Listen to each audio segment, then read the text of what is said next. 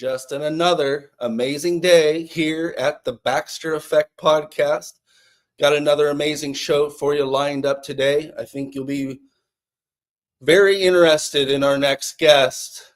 And this goes around the topic of holistic healing, healing yourself, going through major health issues, getting into actually spirituality, a number of things. I'm so excited about our next guest because, as you know, most of our guests experience some heavy duty stuff, trauma, pain, you name it. So many of our guests have had pain to purpose stories. And that's why we do this. This is one of the reasons why we share this information with you at home.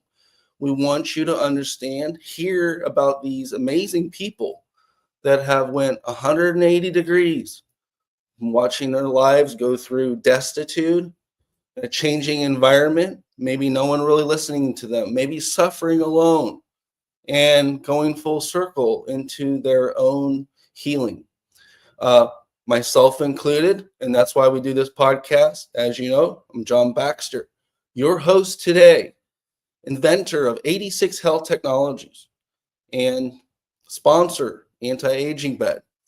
We've created so many remarkable breakthroughs in wellness that we've been honored World's Greatest Health Technology on Bloomberg in 2024, featured all over the place.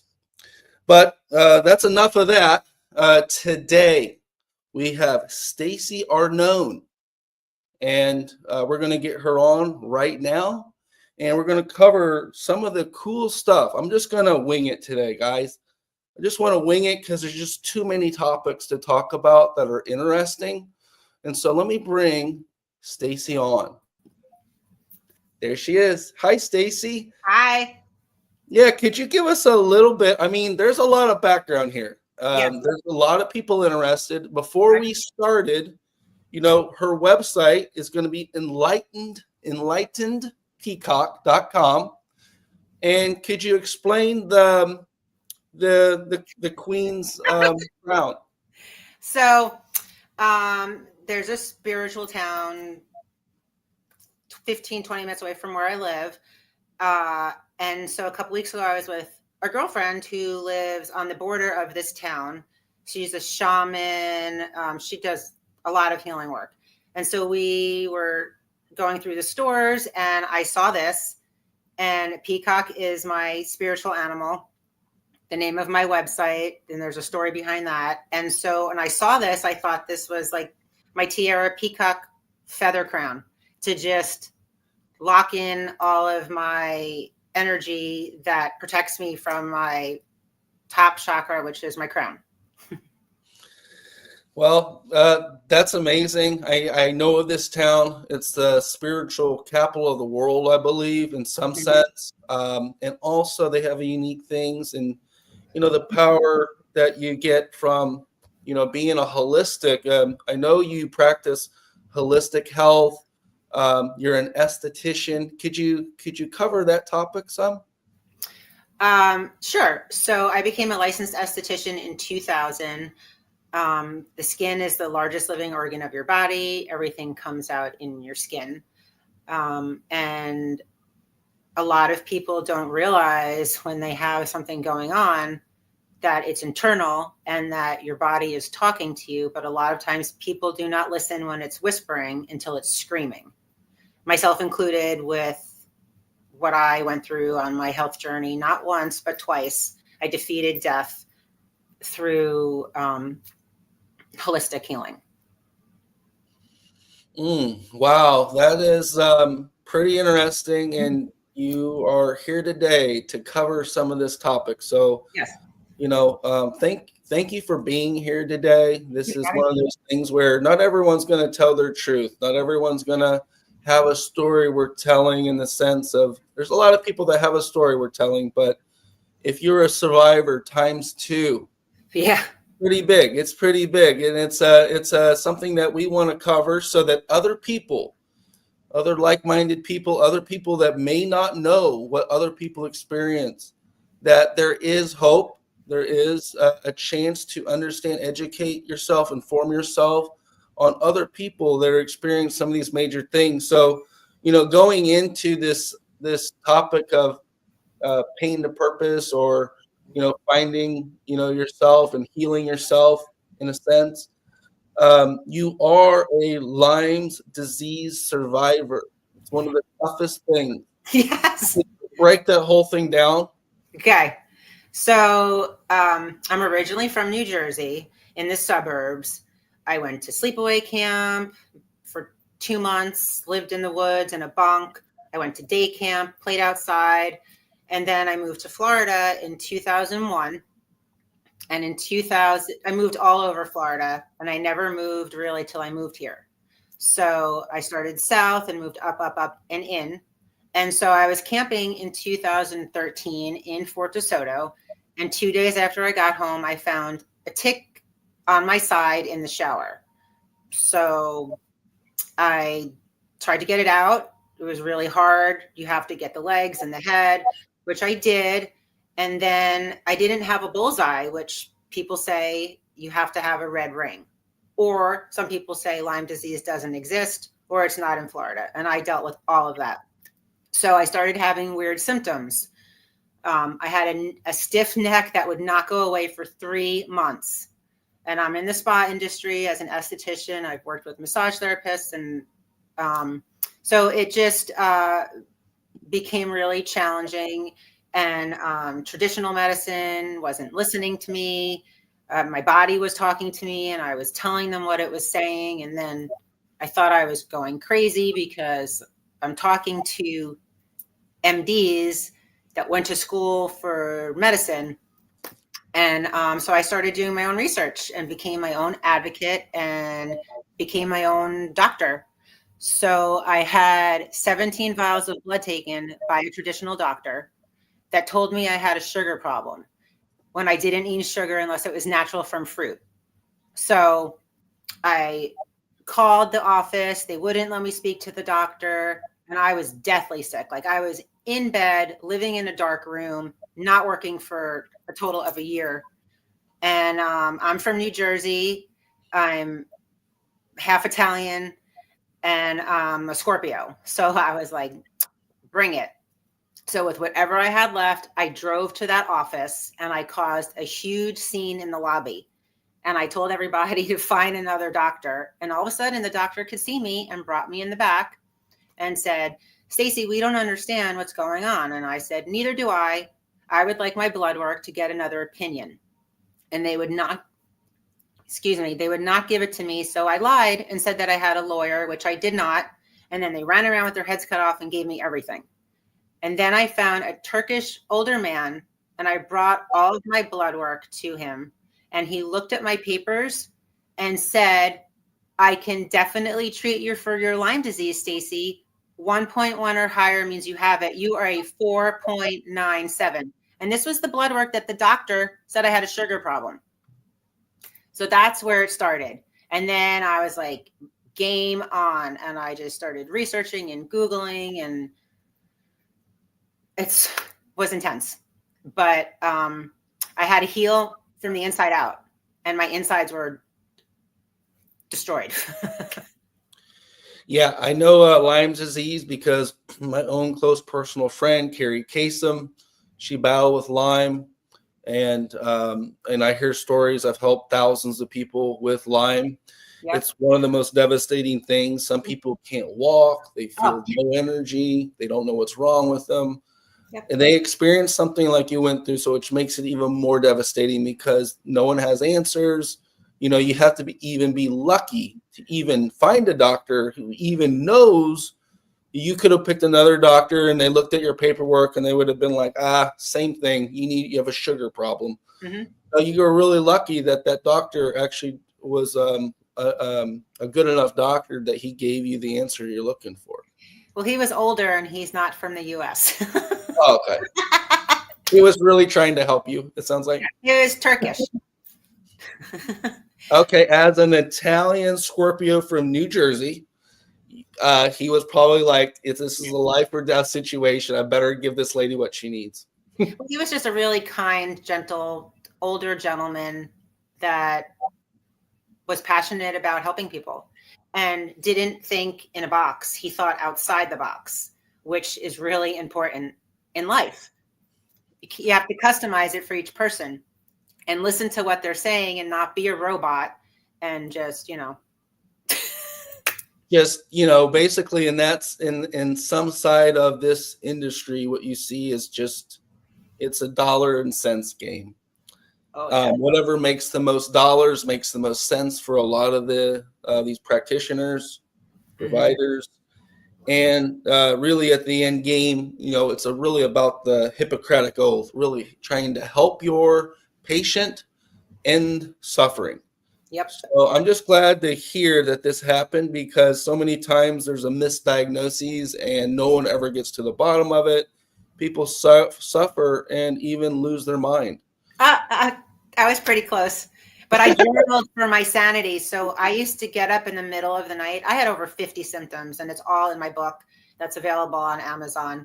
It's called Pizza Bagel with a Splash of Lyme, because growing up, my mom is Jewish, Russian, Polish, and my father's an Italian Catholic. So we celebrated all the holidays and had a Christmas tree with the Jewish star at the top. So I used to call myself a pizza bagel. So that's where I came up with the title for the book. And it's actually a pizza bagel that I made and squeezing a lime on it. And a friend of mine who's a photographer took the picture in the woods. And so, yeah, I just... Well, let's get this title down again, okay? Yeah. All right. You're basically saying you're somewhat of a mutt. You have all these different, genetics in you, basically, all these different values, cultures. Yep. And you have a splash of Lyme, but not the Lyme that you would think. Right. And this changed your life. Oh my God, yeah. I feel now it was a gift from God or the universe, because my tragedy became my triumph and my passion became my purpose. So now my goal is to take my esthetician skin to a whole other level with my clients, because a lot of them have health issues and they don't know what's going on. So I talk to them because of what I learned and the money that was spent out of pocket, because none of my treatment was covered under insurance. It's a lot. It's a lot. And that's another thing, right? If the alternatives, right? They call them the alternatives, but they're originally the originals. Mm-hmm. They call the alternatives so that you get confused on what was original. And it's sad because they don't pay for this stuff. Why pay for insurance if you can't get the care that you need or the care that you want? You're forced into the allopathic role, which doesn't address Lyme to begin with. There's nothing in the big pharma medicine that really actually tackles Lyme. Am I right? Is there a pill for Lyme? The healthcare system is the sick care system. So if you realize, oh, my body's designed to heal itself. Oh, my body is talking to me. Your doctor, for the most part, will not be able to help you because they want a pill, prescription. And the doctor that I worked with, he was 40 years old, traditional doctor, crashing and burning. So he, for himself, went more holistic. So he did natural integrative Eastern Western. But when I saw him in 2016, it was $650 to talk to this person for 1 hour. And he gave me gold in that 1 hour. And then I ran with it and researched more. Oh, that sounds like, you ran across the right person. Thank God, right? Could have ran forever. Like, seriously, I've seen people run from 20, 30 doctors to not even hear anywhere near the solution, right? Yes. And you've basically are like a cat. You've got like 9 lives. That was number 1. That was survival of the fittest, number 1. Yes. And you got through that. And maybe you can cover like how you got through it. Maybe you can cover, some of the things you did to get over and So I tell a lot of it in the book. So it's a lot. I mean, and then I also offer things off of my website to help. So that is my baby. That is my business. That is my brand.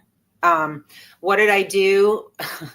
I used to get up in the middle of the night and take an Epsom salt lavender bath, stretch on the floor.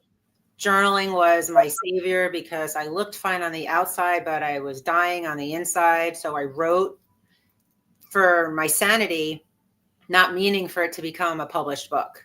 But I felt once I started writing, like this could save lives. So I do yoga, I meditate, I use essential oils, I keep away from toxicness. I don't watch the news. I go out in nature. I spend time with like-minded people that are only going to bring me higher. And it's really interesting because people in my life that prefer me when I'm not well, mentally, spiritually, physically, do not like me when I'm like this. And so it's really sad that that's what's going on. That is the world we live in. We live in a toxic environment in this world. Mm-hmm. This toxic environment hates people that heal. Mm-hmm. In the sense where, like, I've seen relationships, right? We work with thousands of people. And one time, I can just, recall of a time where one of the partners in a toxic relationship that wasn't spoken about, it was just like, oh, he's my partner. It wasn't talked about because no one ever talks about it. And she basically was going through a lot of stuff. Yeah. And she healed herself. Well, it was almost like an energy vampire came out of the woodwork to make sure she was destroyed and distraught, living in pain, suffering, illness, narcissism, trauma. That was all she was given. This is all you get. You get a corner, a cage, trauma, pain, suffering. And once you act like you're going to get out of that cage of happiness, health, creativity, longevity, smiling, we got to be careful of this. And I'm so glad you brought that up because this is an unspoken truth. I only speak the truth. I'm at a point in my life where I had to tell people recently, I am not going to be an imposter anymore to make you feel comfortable. I am going to be my true, raw, real, silly, funny, happy self that brings kindness and compassion and love to this world.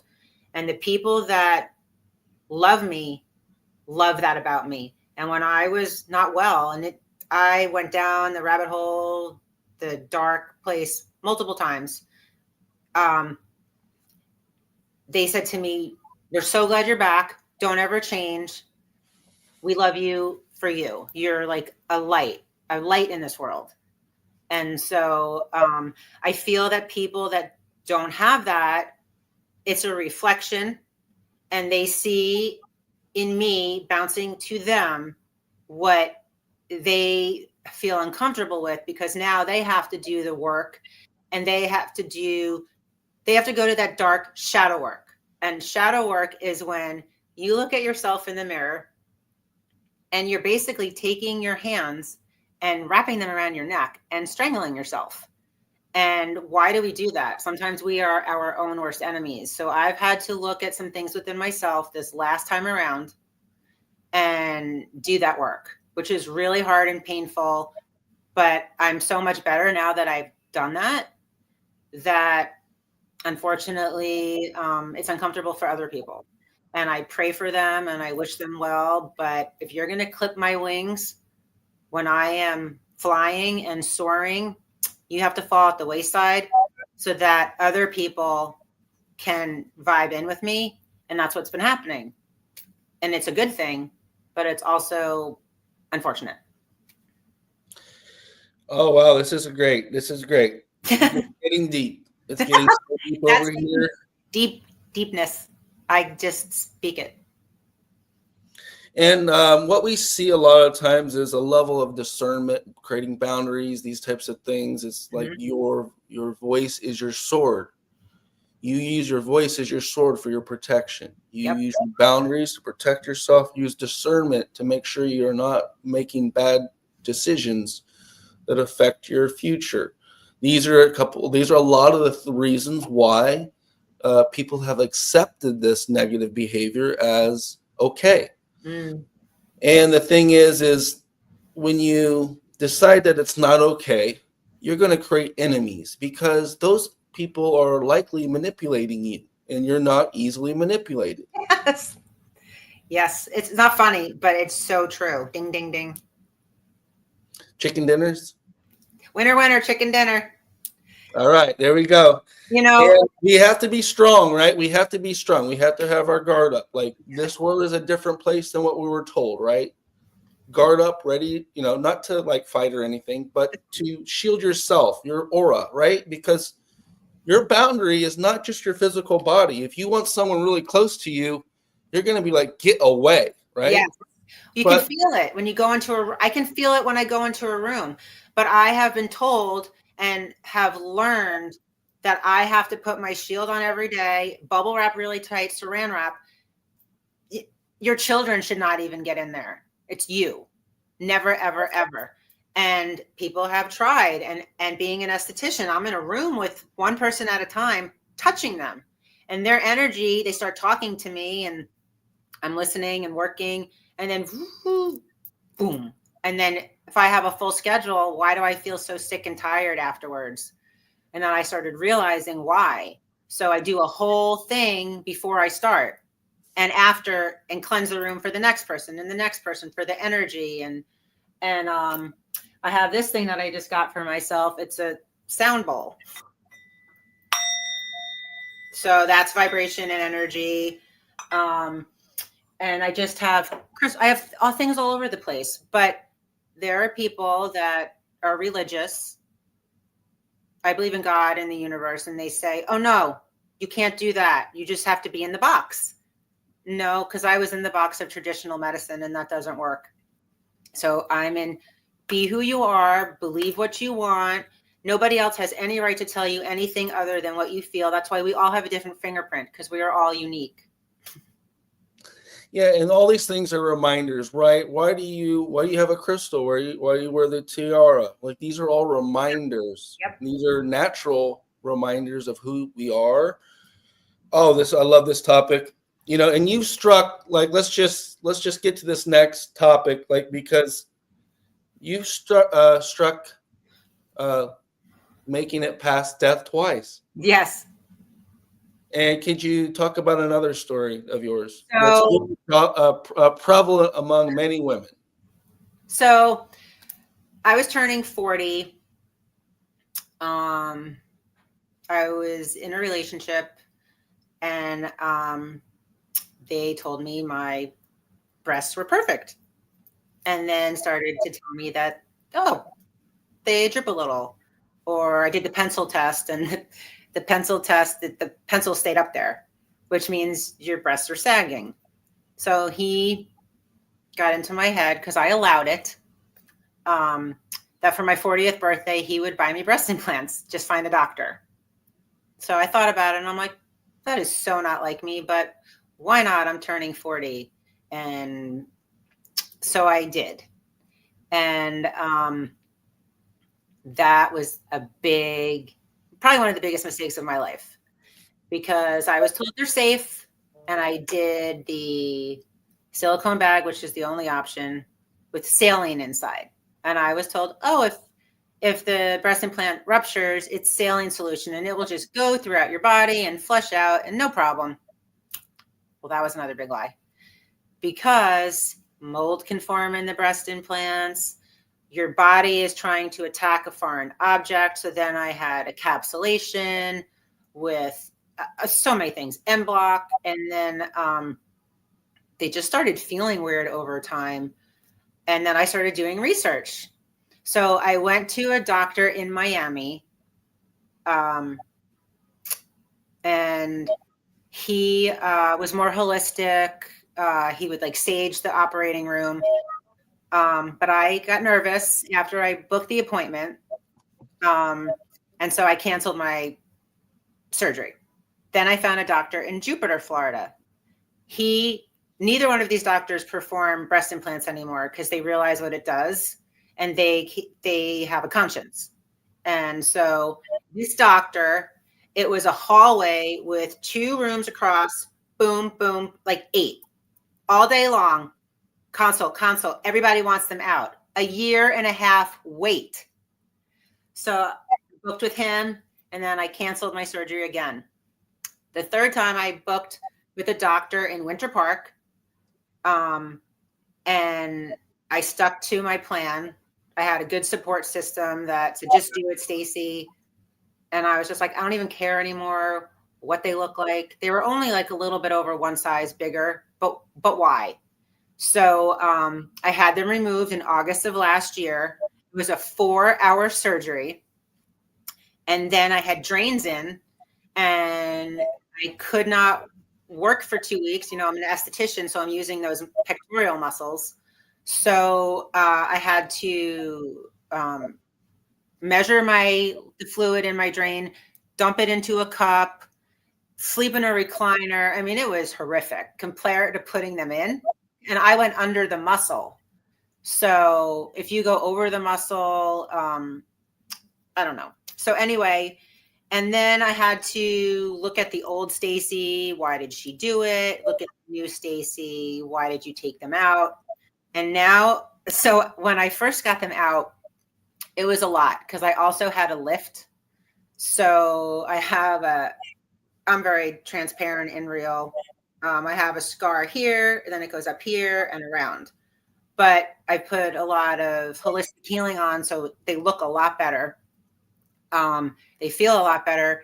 But I originally wore pasties in my shirt to just feel like they were still kind of there.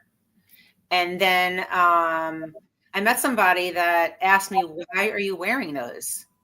And told me to take them out and to embrace my scars. And they helped me heal that last part of not wearing the pasties and accepting me as I am. And I feel like I'm in probably the best place in my life because I've healed from a lot of trauma from way before this to now, which who I was as a child growing up to who I am as an adult. Wow. That's a lot to look at for sure. And so many people out there would probably do the same thing you did. Really think about this and really have to understand where this is all coming from, and choosing your life over death is an important thing, of course. Yep. And if you are to go through this, I think your story is a very compelling story for a lot of people. Thank you. Yeah, and it's so important.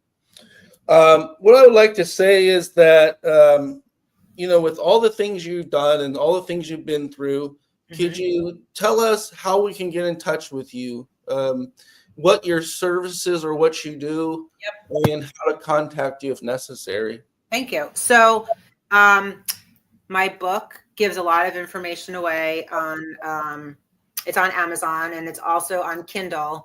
So it's called Pizza Bagel with a Splash of Lyme and then Stacey Arnone. So you can listen to it in an audio or buy it in the physical book and then highlight. I also, my website, enlightenedpeacock.com, I offer a lot of treatments, programs for Lyme disease, breast implant illness, and also hormone imbalances because I've been perimenopause for a couple of years and probably halfway into the first year of menopause. And people were like, you need the pellets. You need to have them injected in your rear. You need to use this cream, blah, blah, blah. And I had a lot of night sweats. I would get up in the middle of the night and stick my head in the freezer.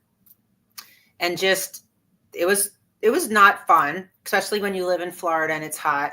But I pulled through it, and with everything else I've been through, I'm like, this is nothing.